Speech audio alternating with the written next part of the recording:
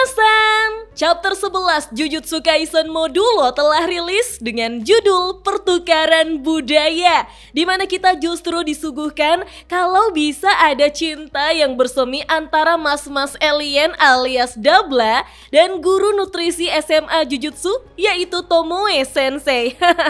Tapi yang paling penting adalah siapakah sosok orang Jepang yang sedang membantai kalian di alam non-manusia? Apakah itu Yuji? Atau justru Mahito? Sebelum saya lanjut, siapa tahu ada yang ingin berdonasi? Silakan klik link Saweria yang ada di deskripsi ya.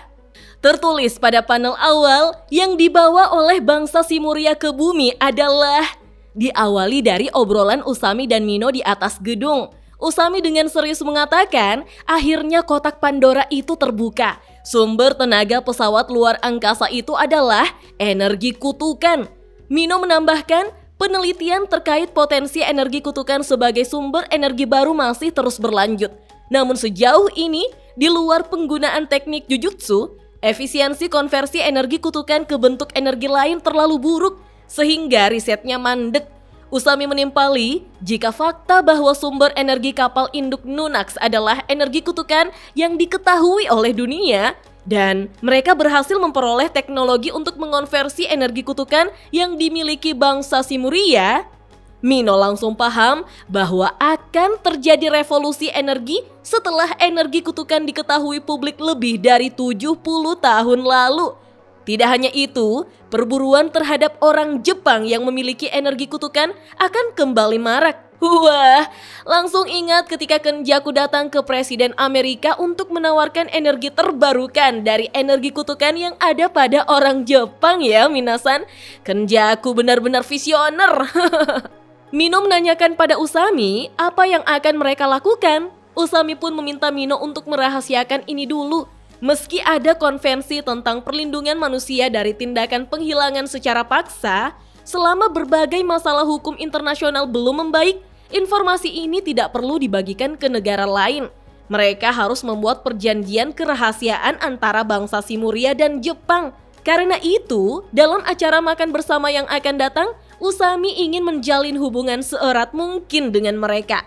Mino memberi usulan, misalnya dengan mengadakan pernikahan politik antara orang Jepang dan bangsa Simuria. Usami pun protes, kau pikir kita hidup di zaman apa?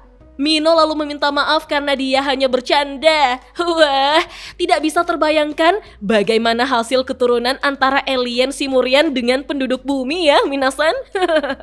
Menurut Usami, jika mereka bisa membuat pihak Simurian berhutang budi, itu sudah cukup. Demi masa depan kedua belah pihak, Usami ingin ada hasil negosiasi dalam bentuk yang nyata. Tiba-tiba, Yuka menelpon Mino. Dengan semangat Yuka menyampaikan, untuk acara makan bersama, mereka sudah putuskan akan menggelar pesta takoyaki alias takopa. Cross dan Maru juga sudah menguji coba rasanya. Pipi Cross di sini lucu sekali ya, Minasan. Yuka meminta Mino untuk menyiapkan gurita kualitas terbaik.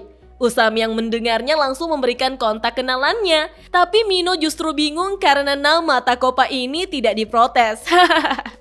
Beberapa waktu kemudian, Maru dan Tsurugi mengunjungi kenalan Usami yang berada di dekat pantai. Pria tua dengan kemeja tema tropis ini justru mengingatkan saya dengan Master Roshi alias kakek kura-kura Dragon Ball. Pria tua itu menanyakan, ada berapa kaki gurita? Tsurugi langsung menjawab, 8. Pria tua itu lalu tertawa karena gurita ini kakinya hanya 1. Namanya Wanchadako. Ini adalah gurita Pasifik mutan yang sudah beradaptasi dengan lingkungan di areanya. Dari 8 kaki yang dimilikinya saat lahir, 7 akan menyusut seiring pertumbuhannya. Pria tua itu menanyakan, apa kau mengerti apa artinya itu? Tsurugi pun meminta langsung ke intinya saja. Dengan semangat pria tua itu mengatakan, kelezatan yang tadinya tersebar ke 8 bagian, kini terpusat dalam 1 kaki. Inilah gurita gourmet paling sempurna. Secara bersamaan, Tsurugi dan Maru menelan ludah karena ngiler Minasan. Pria tua itu berpesan kalau sudah menemukannya, mereka akan mengerti kenapa gurita ini hampir tidak pernah beredar di pasaran. Yah, karena mereka adalah anak buah Usami, berarti bagi shaman Jujutsu mestinya ini bukan masalah. Kita pun diperlihatkan Tsurugi dan Maru yang sudah siap menyelam untuk mencari gurita itu, minasan. Tsurugi memastikan apakah Maru bukan perenang gaya batu? Maru tidak mengerti apa itu gaya batu. Tsurugi menjelaskan maksudnya itu istilah tidak bisa berenang. Maru pun menjawab, "Tenang, aku pernah terseret banjir dan berhasil selamat kok." Tsurugi pun pamit untuk menyelam duluan. Di dasar laut yang terlihat adalah kawanan ubur-ubur, minasan. Tsurugi langsung paham kalau mereka tinggal di area terumbu karang khusus bersama kawanan besar ubur-ubur. Memang terlalu sulit untuk orang awam, tapi Tsurugi berjanji akan menangkap gurita itu biar Yuka kaget saat pulang nanti. Di saat yang sama kita juga diperlihatkan bagaimana Yuka mengonsumsi obat-obatan untuk kanker otaknya, minasan. Cross menegur Yuka untuk memberitahu Tsurugi soal penyakit Yuka, namun Yuka malas memberitahunya. Alasannya, Yuka tidak ingin diberi perlakuan istimewa di akhir hidupnya. Cukup seperti biasanya saja. Panel pun memperlihatkan transisi dari Cross ke Maru yang terkejut melihat Tsurugi dengan wajahnya yang sudah tidak dikenali karena bengkak. Untungnya, Tsurugi berhasil membawa gurita spesial ini. Tsurugi lalu memperingatkan Maru untuk meminjam Rush Guard atau semacamnya karena di laut berbahaya.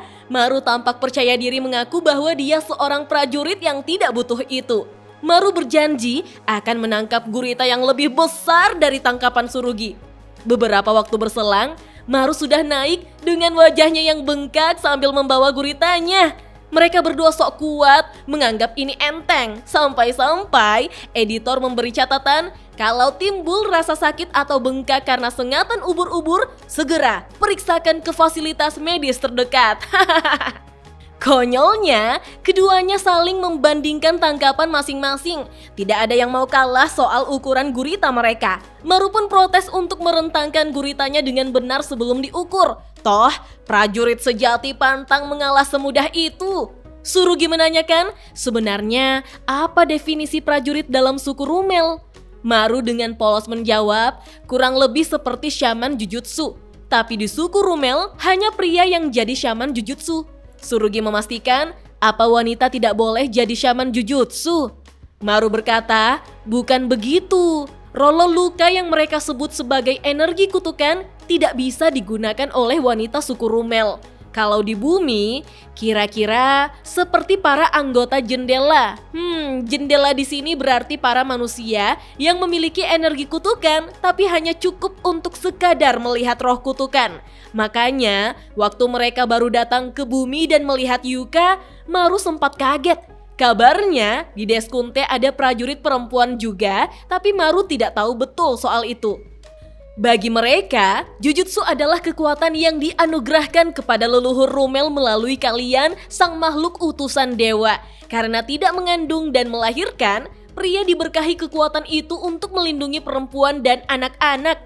Tsurugi yang meletakkan gurita di icebox menanggapi bahwa dia seperti mendengar cerita dari era Reiwa. Menurut Tsurugi, hidup dalam masyarakat yang berpandangan seperti itu pasti tidak mudah bagi pria yang bukan shaman Jujutsu atau wanita yang tidak melahirkan anak. Maru pun meminta maaf karena dia telah membuat Tsurugi salah paham. Tidak peduli prajurit atau bukan, mereka menaruh hormat pada siapapun yang bekerja demi melindungi Rumel. Misalnya, Jabaloma. Tsurugi berkomentar bahwa Jabaloma itu yang paling kelihatan seperti alien ya. Maru rasa para wanita juga akan hadir saat acara pertukaran budaya nanti. Selama ini untuk berjaga-jaga, mereka terpaksa hidup dalam keterbatasan di kapal meski Maru tidak tega. Kesannya jadi terlalu protektif atau terlalu berorientasi pada laki-laki. Tsurugi pun paham sambil mengingat sewaktu kecil dia babak belur untuk melindungi Yuka. Menurutnya, bukan berarti mereka menganggap wanita itu lemah. Hanya saja, kalau mereka sampai terluka, mereka sendiri yang tidak akan sanggup melihatnya. Entah siapa sebenarnya yang lemah di sini. Maru pun tertawa mendengarnya minasan. Wah, asyik juga ya bahas isu feminis dengan alien. Tapi saya jadi penasaran, bagaimanakah reaksi Surugi saat mengetahui adiknya Yuka mengidap kanker otak dengan sisa hidup 6 bulan lagi. Ketika matahari telah terbenam, acara pertukaran budaya pun dimulai. Meja-meja penuh dengan wanita dan anak-anak Simurian yang takjub dengan hidangan Jepang. Sementara guru nutrisi SMA Jujutsu bernama Kyoko Tomoe tampak terkejut dan memastikan menu utama pestanya adalah takoyaki. Padahal yang dia dengar cuma bikin takoyaki biasa.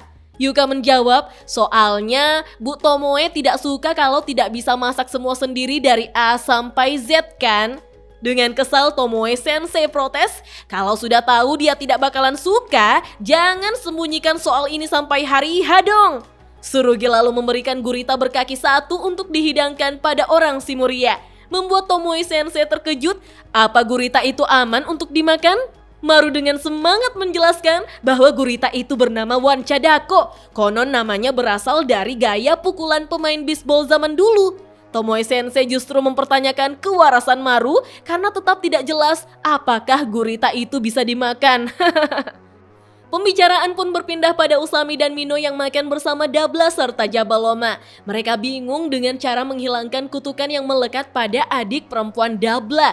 Jabaloma menjelaskan bahwa itu adalah kutukan kematian dari kepala suku Deskunte. Kutukan itu akan aktif jika kepala suku Deskunte mati atau jika Dabla membangkang terhadap perintahnya. Kalau dalam istilah penduduk bumi, mungkin saat ini adik Dabla telah berada di luar jangkauan teknik kutukan itu, tapi untuk berjaga-jaga, mereka masih mencari cara untuk melepaskan kutukan itu dan mereka ingin mendengar pendapat dari shaman Jujutsu Jepang. Hal itu membuat Mino mengingat ucapan Usami, kalau mereka bisa membuat bangsa Simuria berhutang budi, maka itu sudah cukup.